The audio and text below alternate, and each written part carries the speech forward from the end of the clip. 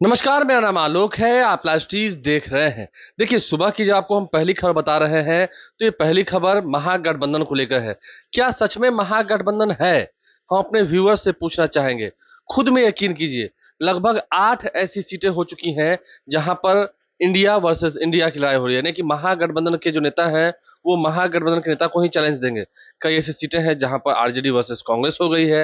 अब देखिए, वारसलीगंज की सबसे पहले आपको बात बताएं। नवादा के वारसलीगंज में देर रात अनीता महतो को बुलाकर तेजस्वी यादव ने सिंबल दे दिया। कल ही मंटन सिंह को भी टिकट मिल गया था। पहले लड़े भी हैं सतीश कुमार, पहले वहां से लड़े भी हैं, सेकंड स्थान पर भी रहे हैं, यानी कि अच्छे खासे वोट पाकर कुछ ही मार्जिन से वहां हारे हैं। तो ऐसे में अब वहां तो बीजेपी का खेल आसान हो गया।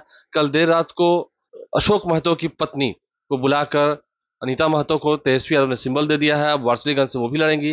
तो सच में क्या महागठबंधन बिहार में है? कई ऐसी सीटें हैं। लालगंज में शिवानी शुक्ला लड़ेंगी, कांग्रेस ने अपना उम्मीदवार दिया है। बछवाड़ा में हम बात कर लें, वहां पर सीपीआई ने उम्मीदवार दे दिया है। राजापाकर में कांग्रेस लड़ेगी, वहां पर भी लेफ्ट पार्टी के उम्मीदवार है। इसके अलावा बिहार शरीफ में है। बहुत जगह ऐसी सीटें हैं।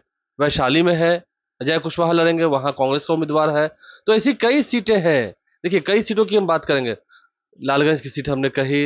अब हमने आपको वारसलीगंज का उदाहरण दे ही दिया।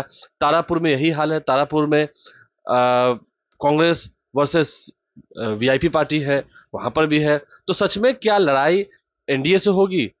हम इसलिए कह रहे हैं, सच में क्या महागठबंधन है? जो व्यूवर्स सोच रहे होंगे वो ये कहेंगे कि नहीं, ये अफवाह फैलाई जा रही है। बात सही है, सभी ने नॉमिनेशन कर दिया है। आप एनडीए की ओर से एक उदाहरण बताइए। एनडीए की ओर से किसी एक सीट का जिक्र कीजिए जहां पर लोजपा ने भी किया हो और जेडीयू ने कर दिया हो। कोई ऐसी सीटें नहीं है। थोड़ी देर हुई, लेकिन जेडीयू, बीजेपी, एलजेपी, हम और आरएलएम में नाराजगी भी रही, लेकिन सीट शेयरिंग भी हो गई।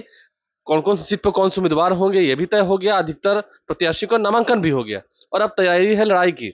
वहीं अगर महागठबंधन की ओर देखें, एक तो देरी हुई है। देखिए, आज तारीख हो गई 18 अक्टूबर। आज धनतेरस का त्योहार है और अभी के सुबह तक जब हम ये खबर आपको दिखा रहे हैं, उस वक्त तक भी महागठबंधन में सीट शेयरिंग की संख्या क्या होगी इसकी औपचारिक घोषणा नहीं हुई है। तो समझ सकते हैं आप, आज उम्मीद है दिन में हो जाए, महागठबंधन के भीतर सीट शेयरिंग का ऐलान हो जाए। लेकिन आज जब प्रथम फेज की नामांकन की तिथि खत्म हो गई, तब वो भी अब लगभग 8 ऐसी सीटें हो गई जहां पर महागठबंधन के नेता आपस में ही लड़ेंगे। तो ऐसे में क्या एनडीए को फायदा नहीं होगा? हम ऐसा इसलिए करें क्योंकि लोकतंत्र को बचाने के लिए कहा जा रहा है कि ये चुनाव है। लेकिन क्या सच में महागठबंधन महागठबंधन का मतलब होता है ग्रैंड अलायंस। क्या सच में ये ग्रैंड अलायंस है? क्या महागठबंधन टूटा हुआ नहीं दिख रहा है इस चुनाव में? हम ऐसा इसलिए कह रहे हैं क्योंकि चाहे भूरा बाल साफ करो बयान के बाद अशोक महतो से नाराजगी हो, मंटन सिंह को टिकट देना हो, कांग्रेस की ओर से ऐसा लगा था कि हाँ, तेजस्वी यादव ने इन बातों से किनारा कर लिया। शिवानी शुक्ला को भी कल टिकट दिया, ठीक है। वहां पर आरजेडी की मांग थी, वहां भी बुलाकर टिकट दिया। और इसके अलावा फिर पटना में भी देखिए, अगर हम पटना साहिब की बात करें, बहुत देर तक शिशिर कुमार इंतजार करते रहे, उन्हें भी सिंबल नहीं मिला। हालांकि वो निर्दलीय चुनाव लड़ रहे हैं। शशांक शेखर है, वो वहां चुनाव लड़ रहे हैं कांग्रेस की ओर से। अब देखना होगा, वहीं कुशवाहा समाज से आने वाले व्यक्ति को टिकट दिया है बीजेपी ने।